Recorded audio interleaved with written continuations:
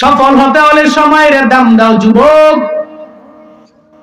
দেখবেন মাঝে মাঝে ৩-৪ জন বন্ধু একই ক্লাসের মধ্যে পড়ে, একই সেন্টারের মধ্যে পরীক্ষা দিয়া দিল এসএসসি এইচএসসি পরীক্ষা। ৩-৪ জন বন্ধুর ভিতরে 2 জনে ফার্স্ট করে আর 2 জনে ফেল মারে। এলাকা দিয়া ঘুরে বেড়ায়, মুরব্বী জিজ্ঞাসা করে তোমার রেজাল্ট কি? কয় ফেল মারলাম। কেন রে? কয় প্রশ্ন কঠিন করেছে। মুরব্বীর বুঝতে বাকি নাই, কেন ফেল মারছো এই ব্যাপারে আমি পরিপূর্ণ জানলাম, পরিপূর্ণ বুঝলাম। তোমার 2 বন্ধু যেই সেন্টারে পরীক্ষা দেয় তুমিও সেই সেন্টারে পরীক্ষা দাও। তুমি যেই ক্লাসে পড়না সে একই ক্লাসে পড়লো, তাহলে সে একই ক্লাসে পড়িয়া একই সেন্টারের মধ্যে পরীক্ষা দিয়া সে ফার্স্ট হয়ে গেল, তুমি ফেল হয়ে গেলা। এর মানে হলো সে সময়ের দাম দিয়া পড়াশোনা করার কারণে সে ফার্স্ট হইল, তুমি সময়ের দাম দাও নাই। রাত 12টা 1টা পর্যন্ত যদি মোবাইল চালাও, যদি বইয়ের সাথে তোমার সম্পর্ক নাই, শুধু টিকটকের সাথে সম্পর্ক, শুধু রিলসের সাথে যদি সম্পর্ক লাগাও, ইউটিউবে সম্পর্ক লাগাও, নাটক সিনেমায় যদি সম্পর্ক লাগাও, তো তুমি তো পরীক্ষার হলে গিয়ে কিচ্ছু লিখতে পারবা না, তুমি তো লাউ মারবা, তুমি তো ফেল মারবা। এটাই তো স্বাভাবিক ব্যাপার। তুমি সময়ের কাজে লাগাও নাই। সিরাজগঞ্জের সলঙ্গার যুবক, দুনিয়া বিলাইনে সময়ের কাজে লাগাও। দুনিয়া বিলাইনে যারা সময়ের কাজে লাগাইলো এরা মাওলার দরবারে বড্ড দামি হবে, দুনিয়াতেও বড় দামি হয়ে যাও। কিন্তু এখন তো ছেলেপেলেরা সময়টার সুন্দর করে কাজে লাগাইতে পারে না। 12-13 বছর পর্যন্ত দেখবেন ছেলেটা ভালো, কিন্তু হঠাৎ করে মোবাইল দেওয়ার পরে নষ্ট হয়ে যায়। 14 বছর মুরব্বীর সাথে ভালো ব্যবহার করে, হঠাৎ করে 3-4 বছর যাওয়ার পরে মুরব্বীর সাথে আর ভালো আচরণ করে না। মুরব্বীরে দেখলে সালাম দেয় না, মুরব্বীর সামনে গিয়া দাঁড়ায় শ্রদ্ধার সাথে মাথা নত করতে চায় না। এমন পরিমাণ বেয়াদব হয়ে যায়, বড়দেরও মানে না, ছোটদেরও স্নেহ করে না, মায়া করে না। একটা উগ্রতা ভাব তার ভেতরে বান্দা চলে আসে। এটা একমাত্র মোবাইলের গজবের প্রভাব। আমার বাংলাদেশে যদি টিকটকটারে বন্ধ করে দেওয়া যায় তবে বাবা, আমার দেশের কিছু প্রতিবন্ধী আছে, এই প্রতিবন্ধীদের সমস্ত ইনকাম বন্ধ হয়ে যেত, ঠিক কিনা? টিকটক নিয়ে লাফালাফি করে, 1 দিন 2 দিন 3 দিন 5 দিন 1 মাস টিকটকে ভিডিও বানায়, মানুষ ধরে না। বিয়া করে একটা সুন্দরী বউ হইনা, এরপরে কাপড় ব্লগ করে টিকটকে ছেড়ে ওখানে ইউটিউবে লিংক দেয়। এমন কাপড় ব্লগার আছে না না। গায়রতলা স্বামীরা এটা করতে পারে না। এই যুবকেরা, তোমাদের জন্য বয়ান, যারা এখনো বিয়া করো নাই, বিয়া করার পরে বউটারে ফেসবুকের মধ্যে দিয়া বলো তোমাদের ভাবি কেমন, কমেন্টে যা কয় ওয়াও। নাউজুবিল্লাহ কইতেন না, আরো জোরে কইতেন নাউজুবিল্লাহ।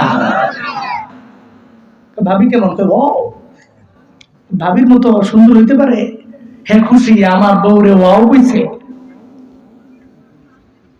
গায়রতলা স্বামীরা নিজের বউ নিয়ে অনলাইনে আনতে পারে না।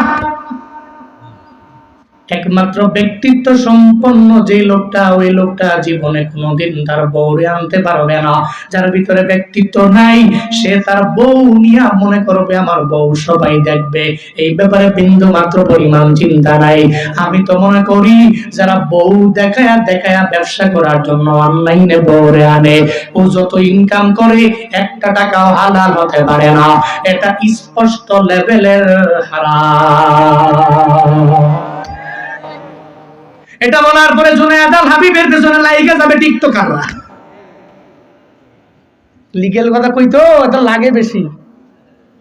আমি তো আর বুড়া টুড়া আলেম না, জুয়ান পোলা, এজন্য এই জগতের সব জানি তো আমি, এজন্য ধরতে পারিও আমি।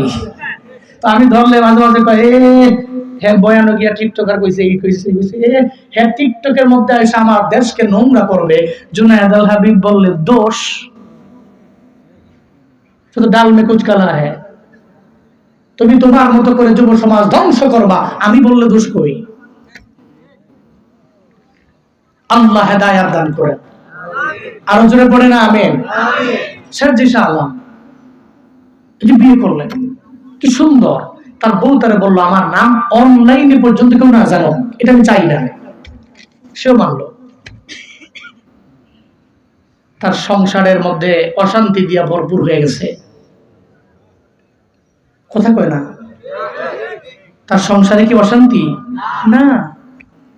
কিন্তু আপনি যে আপনার বউটারে নিয়ে দইরে অনলাইনে দেখাইলেন, সবাইরে দেখাইলেন, পুরো এলাকাবাসী জানলো, সব এলাকাবাসী দেখলো এটা আপনার বউ, খুদা কসম সংসারে শান্তি পাবেন না একটা মাস গুলো।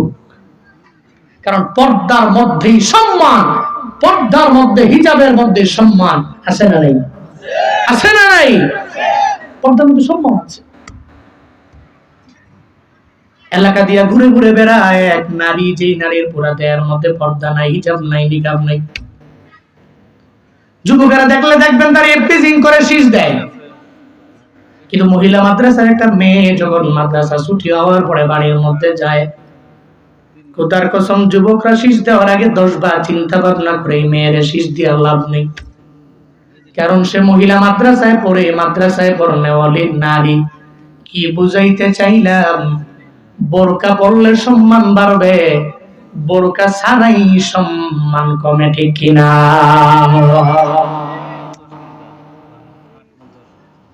সময় বড় দামি এক সম্পদের নাম।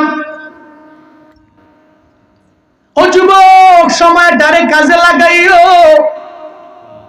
দুনিয়াতে আখিরাতে বড় দামি হয়ে যেতে পারবা। দুনিয়াবি লাইনে বললাম, আখিরাতের লাইনে যারা দামি হয়ে গেল, যেমন আবু বকর রাদিয়াল্লাহু আনহু, দুনিয়াতে বড় দামি, আখিরাতেও বড় দামি। দুনিয়াতে জান্নাতের সার্টিফিকেট পাওয়া গেলেন কেমনে এরা? কারণ আবু বকররা সময়ের জীবনে গুরুত্ব দেয় না এমন না, বরং প্রতিটা টাইমে গুরুত্ব দেওয়ার সাথে সাথে আমল করলেন। এজন্য আবু বকর রাদিয়াল্লাহু আনহু বড় দামি, হযরতে ওমর বড় দামি, হযরতে ওসমান বড় দামি, হযরতে আলী বড় দামি। এরা দাম দেওয়ার কারণে সময়টারে বড় দামি হয়ে গেল। দুনিয়াতে জান্নাতের সার্টিফিকেট আল্লাহ পাক এদের দিয়ে দিলেন। আমরা তো সার্টিফিকেট পাই নাই, জান্নাতের দুনিয়ায় কোনো সার্টিফিকেট আমি পাইলাম না, কেউ দিল না। কিন্তু এরপরেও যেই পরিমাণ বাড়াবাড়ি লেভেলে আগায় গেল, ও আল্লাহর বান্দারা, এই মাহফিল থেকে আজকে শিক্ষা নিয়ে বাড়ির মধ্যে যাওয়া লাগবে।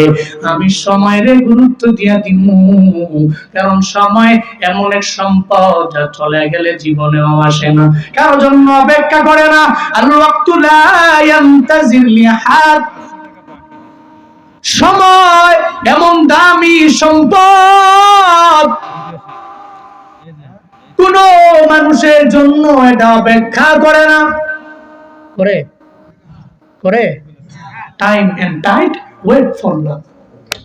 সময় এবং শ্রম কারো জন্য অপেক্ষা করে, কারোর জন্য অপেক্ষা করে না। সময় চলে যাবে আপনার, আপনি হয়তো ব্যবহার করেন,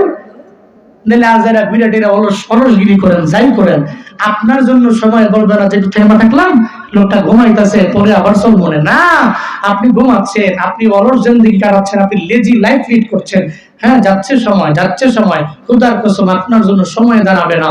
স্রোত যায় যায় যায়, এটা আপনার জন্য দাঁড়ায় থাকবে না, এটা তার গতিতেই সে চলবে। তবে হ্যাঁ, এই সময়টারে গুরুত্ব দিয়ে যেই বান্দা চলতে পারবে, ও উভয় জগতে লাভবান, উভয় জগতে সফল। চিল্লায়া পড়বেন কি সুবহানাল্লাহ। তাহলে সময় বড় দামি সম্পদ।